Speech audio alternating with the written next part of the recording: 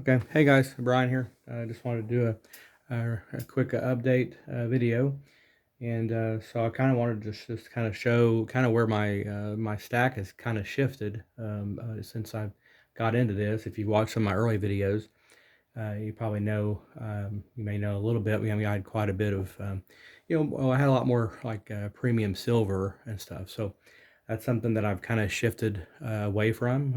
Recently, I sold off. Most of my leftover premium silver that I still had. I went ahead and sold it off, and I've kind of transitioned more.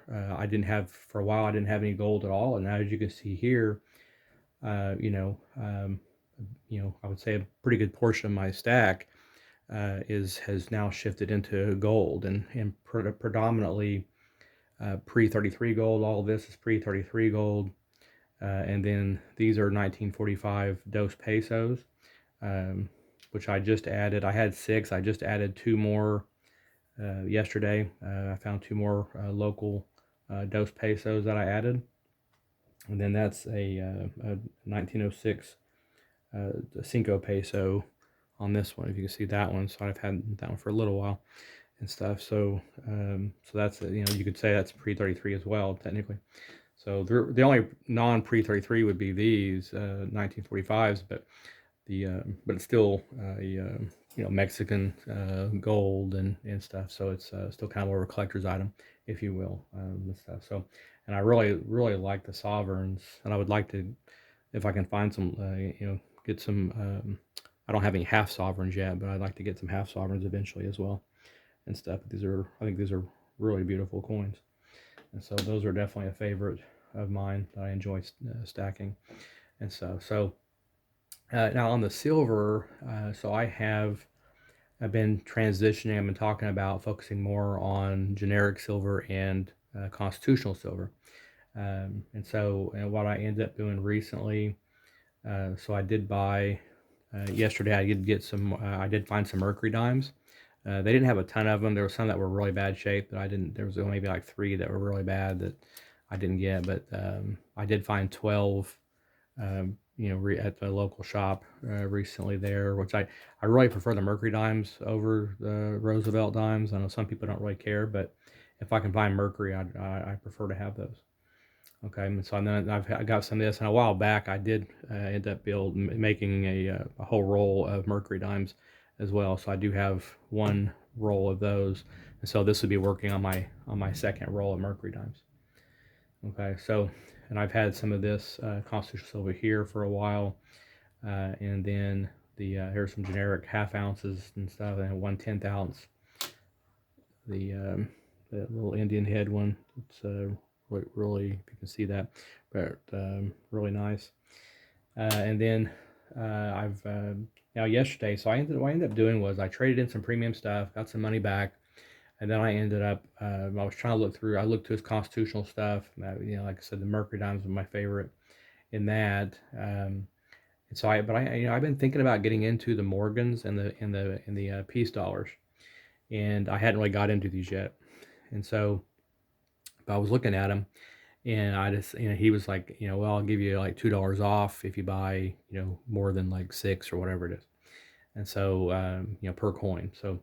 Um, so yeah, so I ended up looking through there, and he has a little basket full, depending on what year and stuff like that, and what condition they're in. But then a lot of them are just sitting in there.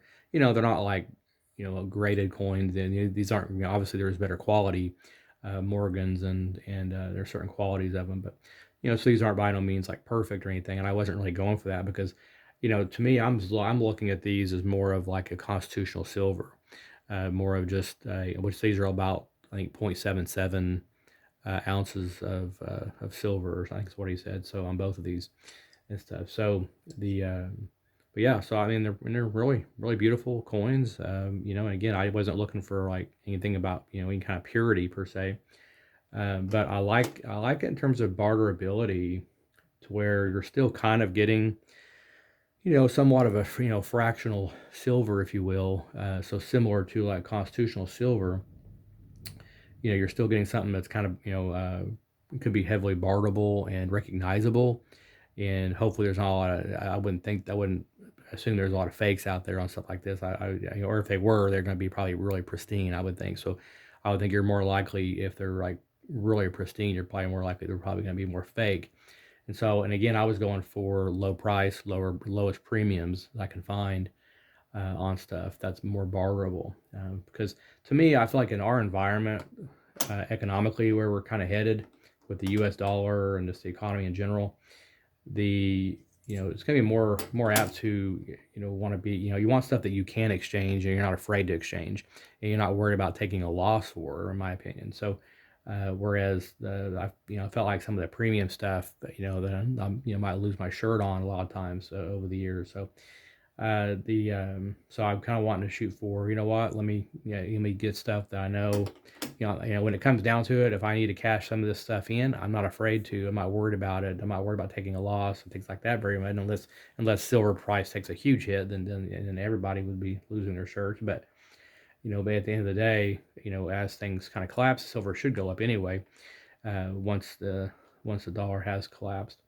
So really, the only premium silver I guess you could say I kind of have would be these half ounce. I got the war on the this is Victory in the Pacific, which I thought was just a real beautiful coin that I got a while back online.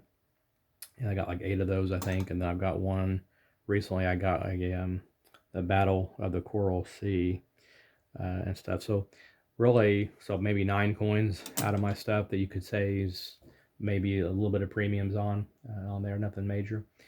And stuff. So then I recently got a whole tube of silver buffaloes, and I kind of made my own tube of 1 ounce generics. So there's kind of two tubes, and then these I bought online a while back. These are the Morgan generic rounds that are half ounce. It's a whole tube of half ounce Morgan lookalikes, basically. And then I'm starting, this one's got, I think it's like 3 1 ounce generics in there. So I'm starting another tube. So I'll be starting my 3rd tube of 1 ounce generics there and stuff. So, but yeah, that's kind of where I've kind of shifted as far as my stuff. It doesn't look like as much here as maybe in the past, but of course, a lot of that was, like I said, premium stuff, and I was using a lot of the silver airtight cases, things like that. I'd have a lot of, so in a lot of ways, it looked like more because I wasn't really utilizing tubes and stuff. I didn't have tubes of things either. So you think about like each tube's got like 20, so there's like 40 just there alone. So and then this has got 20 half ounces in there. So so you can imagine how while if I pour it all out here, it's going to obviously look a lot more if I pour it all out. But just kind of give you an idea, kind of where I've shifted, and this is where I just feel like more value for the money and stuff. So while you do pay a premium on the pre-33 gold, I feel like I'm more likely to get the money back in this. And so, and if you notice, the only thing I have airtights on now is my gold coins. Everything else is I'm not spending the money on stuff like that, and especially when you're focusing on this. And I'm probably just going to use. I've got an extra tube that I had these Coral in the Sea and all. I had these in there, but it's really, a tube's too big for it anyway. So I'm probably just going to use these for the peace dollars and the Morgans for now, and then eventually, as I get more of those potentially, then I can have maybe a tube of Morgans, tube of peace dollars, and just kind of build up from there. So, and I still want to continue building my Mercury Dimes, and I do like the Walking Liberties. I do like those coins, and so that's something else I'm always interested in adding if I can find them and stuff. So. Yeah, and I haven't got too much into the Barber dimes that much. They had some up there, but I gotta think about that one some more to see if that's if it's worth the premiums. I don't know, because it was like, I think they were like $650 or something for those. So or $650 over spot or something. I didn't get too much details on it and what he was charging exactly, but I saw something about $650, and I thought, well, I can get the Mercury Dimes for a little under $2 per dime. So if I can get those, then I prefer those big time. So, but all right, well, that's kind of just an update on everything. Oh, and then one more thing, I'm waiting for a phone call this morning. I'm moving my, I got my 401k stuff moved, sent the check over to my new IRA for my precious metals IRA.